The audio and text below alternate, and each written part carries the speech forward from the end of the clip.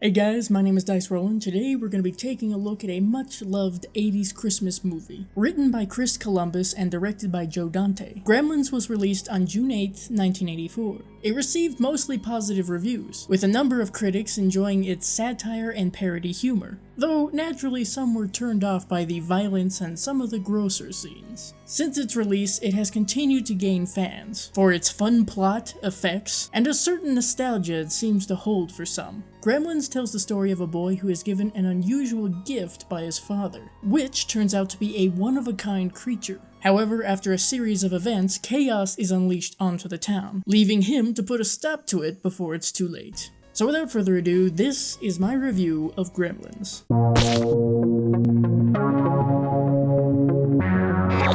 The movie starts off with a bit of a narration/introduction by Billy Peltzer, played by the late Hoyt Axton. He's led to a curio shop in Chinatown by the shop owner's grandson, played by John Louis. You see, Mr. Peltzer has two goals. One is to find his son a Christmas present, and the other is to pitch one of his recent inventions to the boy's grandfather, played by the late Key Luke. Take your toothbrush out, and you push this button. Something catches his attention though. This tiny creature is known as a Mogwai, and Mr. Peltzer very much wants to buy him for his son. However, the grandfather tells him that he just can't sell him because he's quite a responsibility, and he's simply not for sale. However, his grandson decides to sell Randall the Mogwai behind his back. There are a few rules though. Keep him out of the light, especially sunlight. It'll kill him. Don't get him wet. Never feed him after midnight. And with that, Mr. Peltzer is on his way. Next, we're introduced to Randall's son, Billy, played by Zach Galligan, who's having some car trouble. Oh great, another Christmas horror movie with a character named Billy. Apparently, he resides in the attic too. This car trouble, according to Mr. Futterman, played by the late Dick Miller, is likely because it's a foreign-made car. Oh, you're one of those, aren't you? With no other choice, Billy walks to work at the bank with his dog, Barney, and here we're introduced to Kate, played by Phoebe Cates. Another character we're introduced to is the local Scrooge, Mrs. Deagle, played by Polly Holliday. According to her, Barney destroyed an imported snowman of hers, so naturally that warrants her desire to have him put down. I think we've been too harsh on the Grinch and Ebenezer guys. Now, I'm not saying what happens next is unjustified, but it doesn't exactly help the situation. Barney jumps the desk and, well, I wouldn't call it attack, but certainly terrifies Mrs. Deagle. This whole scene is rubbed into Billy's face later that day by his co-worker Gerald, played by Judge Reinhold. That evening, Mr. Peltzer returns home to his son and wife, played by Francis Lee McCain, and he bestows upon Billy the unique gift he acquired for him. It's a jack-in-the-box, apparently. This is Gizmo, voiced by Howie Mandel. Yes, I'm still trying to wrap my head around that one too. Despite a couple of minor issues, Billy and Gizmo seem to be bonding rather well.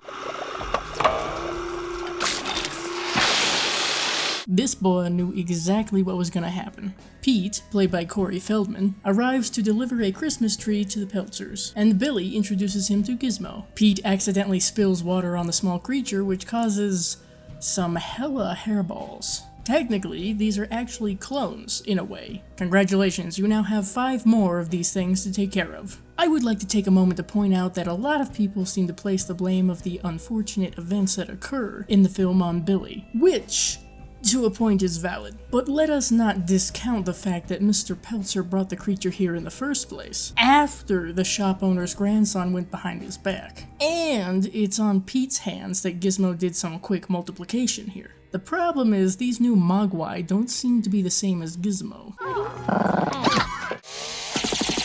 Mr. Peltzer may not be a great inventor, but he did call the eventual production of that anxiety-provoking Uno game. Billy shows his dad the new issue on their hands. Mr. Peltzer doesn't seem to see a problem with this though. You'll find that throughout this movie, Mr. Peltzer is just the chillest person ever. What is a major problem though is how Barney's been strung up in one of the most festive ways. Once again, a Christmas-themed horror movie where the name Billy and strung up with Christmas lights are in the same sentence. Billy blames Mrs. Deagle, who is a valid suspect. However, it's pretty clear that it was actually the Satan spawn that popcorned their way out of Gizmo's back. Speaking of, Billy takes one to the local teacher, Mr. Hansen, played by Glenn Turman. He clones it and allows Mr. Hansen to keep one to do some research on it. Later, Billy meets up with Kate, who ushers a drunk Mr. Futterman home. This is where we get a little insight into Kate. Apparently, she isn't a fan of Christmas, and on some level, I can understand that. But did she have to phrase it like this? While everybody else is opening up their presents, they're opening up their wrists. Jesus Christ. Points for Billy, I guess, because he's certainly willing to accept this and asks Kate out. Who am I to judge someone's preferences? Back at the Peltzer residence, the 5 new Mogwai are turning out to be just as demanding of food as the early bird crowd at a Denny's. According to Billy's clock, it's still before midnight, so it should be fine. Right? Maybe not. Mom, what's going on here? Crafty motherfuckers, ain't they? According to Mr. Hansen, this would be the Mogwai's pupal stage. So the little creatures are metabolizing. No. Magmizing. No. Metamorphosizing. Yeah, that's it. Like my mother. No, Pete. That's called menopause, and it's more violent. It's Christmas Eve, and while Mr. Peltzer is attending a very eclectic invention convention, Billy has to contend once again with Mrs. Deagle and the unending grudge she holds against him and Barney. If I catch him, he's in for slow death. ASPCA, line 1. Just in time for the end of class, Mr. Hansen's Mogwai hatches, as do the rest in Billy's room. No amount of spick and span is gonna get rid of all this. So we already know that Mr. Hansen ain't getting out of this one, right? Well, now this gremlin is Billy's problem. Oh, and the rest are his mom's, which is why Billy at least has the forethought to warn her. Don't worry, Billy, your mom's a bamf. To be fair, this is the same reaction I get from my mom when I'm sneaking samples of the food she's making. Jesus, she can bake and murder multiple supernatural creatures. Mr. Peltzer is not a stupid man. Unfortunately, one of the remaining 2 gremlins has gotten the upper hand by using Christmas camouflage. If nothing else, I've learned that one should never allow Mogwai or gremlins loose in the holiday decor section of a store. Billy arrives just in time to start roasting gremlins on an open fire. Keep an eye out for my cover of that at your local 8-track store. That means there's only 1 gremlin left. Billy gets Mrs. Peltzer to a nearby doctor, and finds Gizmo before heading off after Stripe. Good news is he finds him. Bad news is Stripe doesn't waste any time in cannonballing into a pool. Not gonna lie, I'd do the exact same thing that Billy did in that situation. Haul ass. Not since the Village People has the YMCA looked so threatening. Naturally, Billy goes to the police, played by the late Scott Brady and Jonathan Banks. But, take a shot everybody, they don't believe him in the slightest, even after showing them Gizmo. Meanwhile, Mr. and Mrs. Futterman come to a rather ironic end, by means of actual gremlins in Mr. Futterman's reliable Kentucky harvester. Elsewhere in Kingston Falls, general havoc is being wreaked on locals, in a variety of ways. This includes Mrs. Deagle, whose modified acorn stair lift catapults her out the 2nd-story window. Maybe they're not all bad. In the most condescending way possible, the police leave, upon receiving a call about the Futtermans. Clearly it takes seeing a guy dressed as Santa being mauled by gremlins for them to finally believe something's going on here. But by now it's too late, as their brake line has been cut. This man has a cigarette and a toothpick in his mouth. Speaking of weird things to witness, Kate is essentially being held hostage by a whole crowd of gremlins. Obviously, this is where the special effects crew went nuts. Kate's smart enough to realize these things don't like bright lights, but cameras have limited film. Good thing Billy's car is working. What's wrong? Why is the car starting?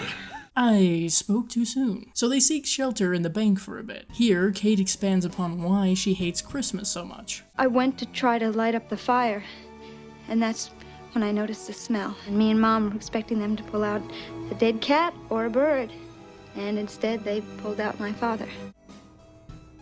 Yeah, so this was the scene that scarred my childhood. Okay, so Billy and Kate leave the safety of the bank to find that all the gremlins have disappeared. Turns out they're in the nearby theater to avoid the lights. And what would a crowd of supernatural, chaotic shits be watching?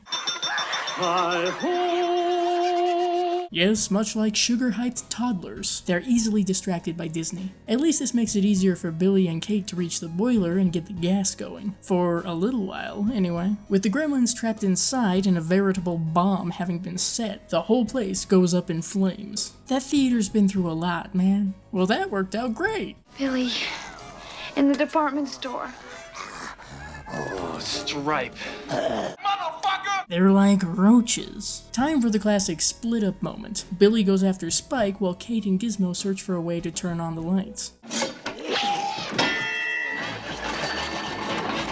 So I see where the inspiration for Jigsaw came from. Billy's gonna need a fucking chiropractor after this shit. Why couldn't Spike have chosen the Barbie aisle? Thankfully, I've already seen a psychotic creature with a mini chainsaw, so this doesn't shock me. However, it might have been better if Billy had chosen an aluminum bat. Kate comes in clutch with the lights, but there is the matter of the water fountain to worry about. Truly, nothing is more terrifying than a creature with slightly better aim than a stormtrooper. Gizmo arrives just in time to shine some sunlight on Spike and prevent him from multiplying. Oh, that's nasty. Well, I guess it's safe to say that Spike is dead. With all that excitement over, everybody receives some mending, and the shop owner appears to bring Gizmo back because you do with Mogwai what your society has done with all of nature's gifts. You do not understand. You are not ready. But before they leave, Gizmo has one last thing to say. Bye, Billy. You're killing me. You are breaking my heart. And with a bit more narration from Mr. Peltzer, the credits roll with the Gremlins' main theme. Gremlins' plot is tremendously 80s and very Spielberg. It has a nice mix of horror and comedy. Maybe it doesn't balance 100%, but it still works quite well. This is another take on the whole premise of boy makes friends with otherworldly creature, and they go on an adventure theme. It's endearing and fun in practically every sense. The acting is quite good here. I mean, practically everybody had to make it seem like they were actually living creatures that they were interacting with, for one, which is made easier by the fact that these creatures were actually there in front of them. I like every character that was featured in the story. I'm aware that there were originally a handful of characters that were meant to play a much bigger part in the movie, like Gerald, Mrs. Deagle, and Mr. Hanson. Picking my favorite performances, I quite liked Hoyt Axton and Zach Galligan. Both had a good likability, and Mr. Axton brought a charming humor to his character. Galligan portrayed a sense of wonder and nerdy boy-next-door charm to Billy. Axton and Galligan played off each other well as everyone else. Christmas is prominent throughout the atmosphere and settings of this film without bashing you over the head with it. It feels like a relatively small town during the holiday season, before all hell breaks loose. And when that does happen, it looks and feels like the world is ending, at least for this relatively small location. The atmosphere is filled to the brim with nostalgia and 80s goodness. It's almost similar to Black Christmas, but it's more light in nature. It goes without saying that the effects were all practical, and are all pretty damn impressive. Through a combination of puppetry and stop motion, the Mogwai and Gremlins are not hard at all to believe. Granted, of course, by today's standards, they're not as impressive, but for the time, they were creative. The crew was smart in their placement, lighting, and prop use to conceal flaws and restrictions of the animatronics/puppets. Jerry Goldsmith created a truly fun and memorable score. This is yet another theme that you only need to hear a few notes of to know what it is. It matches and enhances the tone of the movie perfectly, and in places where people probably would have been horrified, it makes for a more mischievous tone. With all that being said, I'm giving Gremlins 9 out of 10 bloody thumbs up. I had technically seen this film for the first time when I was about 8 years old, so it already had a special place in my heart. It was a movie my mom had my brother and I watch, and I was scared by it. It's kind of similar to Jaws for me in that way. Nonetheless, I remembered Gizmo, and certain moments distinctly throughout the years. There are several good reasons why this movie has remained in fond memories of people who first saw it. As I mentioned, it's got a nostalgic warmth to it. Obviously, the biggest reason for its success is Gizmo. Why? Because similar to E.T., everyone of almost every age would love to be friends with such a creature, and go on fantastic adventures with them. Gremlins is also the collaborative work of several talented people who managed to make their ideas mesh together well. You have the magic of a Spielberg production, combined with the dark humor of Dante, and Columbus's imagination. I would recommend Gremlins to creature feature fans, Steven Spielberg and Joe Dante fans, people who enjoy some twisted humor, and anyone needing some feel-good nostalgia for this time of year. I hope you enjoyed this video. If you did, give it a like to let me know. Don't forget to leave a comment down below telling me what you think of this movie, and if you have any suggestions for horror movies you would like to see me review in the future. Does this movie have a special place in your heart from childhood? And did it cause a portion of your childhood trauma? You can support the channel through my Patreon, where you would also get exclusive and early access to videos like this. Also, don't forget to share this video to help the channel grow, and subscribe for more videos like this. See you later. Perhaps someday you may be ready. Until then, Mogwai will be waiting.